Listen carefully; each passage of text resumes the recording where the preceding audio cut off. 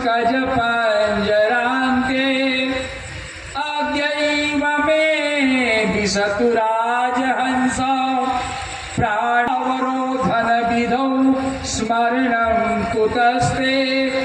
कहा सुभद्रा ने, ये भैया अगर आप प्रसन्न हो तो अभी आशीर्वाद राजहंस में अभी बैठ जाए, हमारे मन में हमारे हृदय में आपके ये चरण कमल सदैव के लिए स्थापित हो जाए, हमें यही वर दीजिए। हंसने लगे, मुस्कुराने लगे भगवान श्री कृष्ण।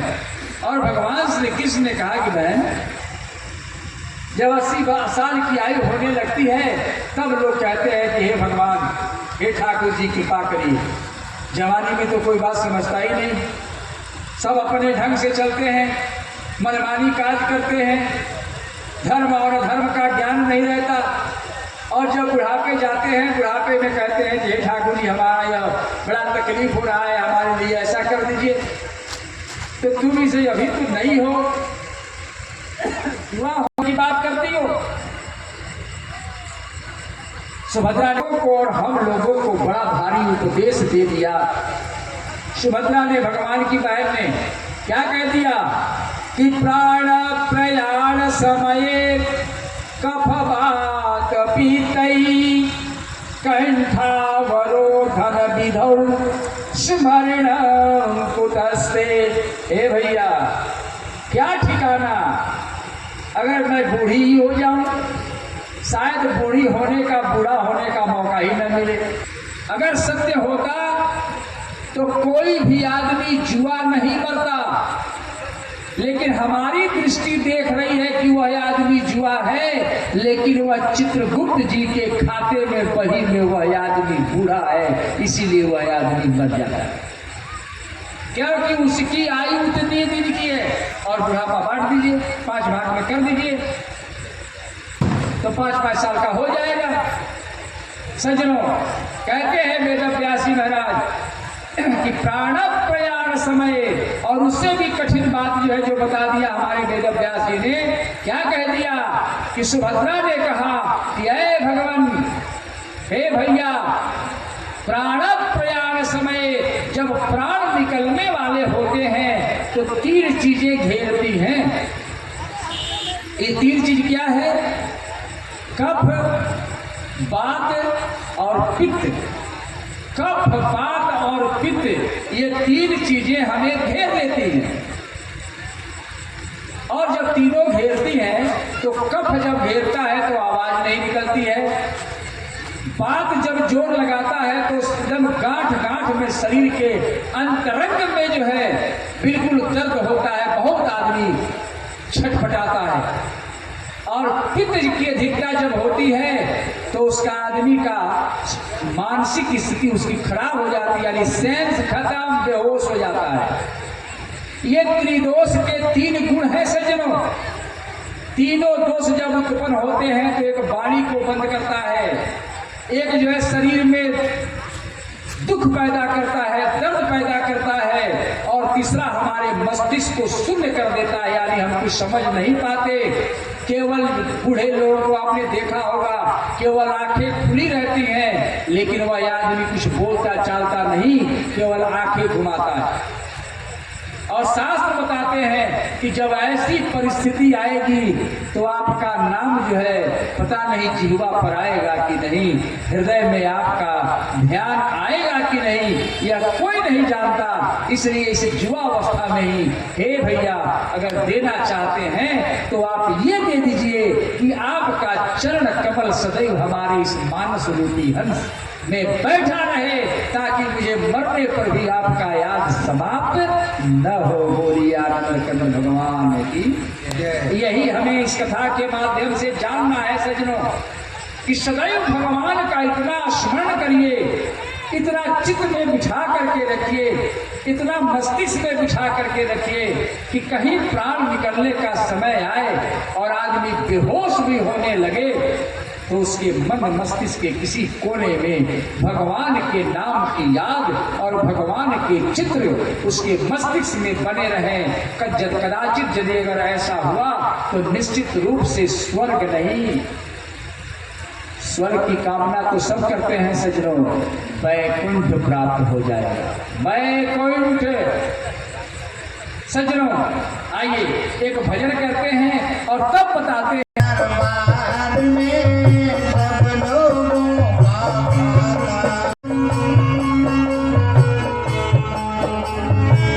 जैसा जिसने कर्म किया है वैसा ही फल पाता, मेरे मालिक के दरबार में सब लोग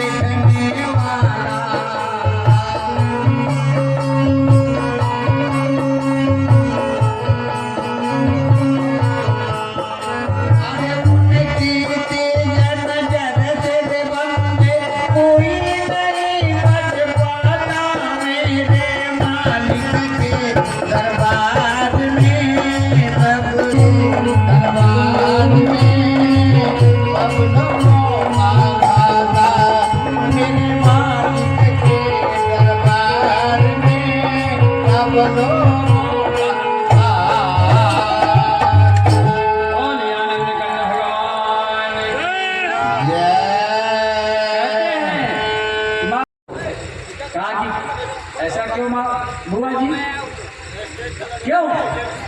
कहा कि ये विपत्ति नहीं है।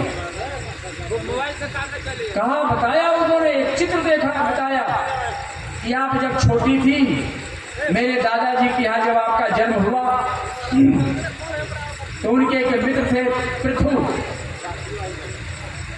भोज, और भोज के यहाँ जो है वो गए और कहा कि मित्र, हमें कोई संतान नहीं है, अपनी कन्या हमें दे दो, और गोद लेकर के चले गए। यानी बाल्यावस्था में ही माता का पिता का संबंध आपसे टूट गया।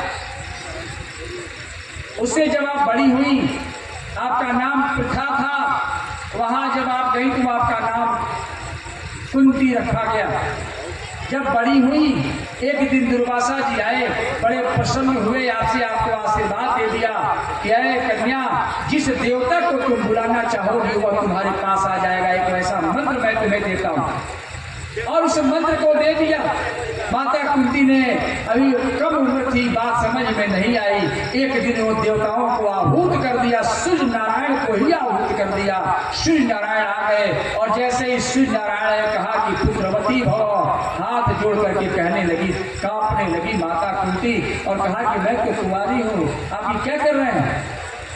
कहा कि देवी, हम लोग जब आते हैं तो कुछ दे के जाते हैं, आप कुंवारी ही रहेंगी या मेरे आशीर्वाद से आपके गोद में लड़का जाएगा।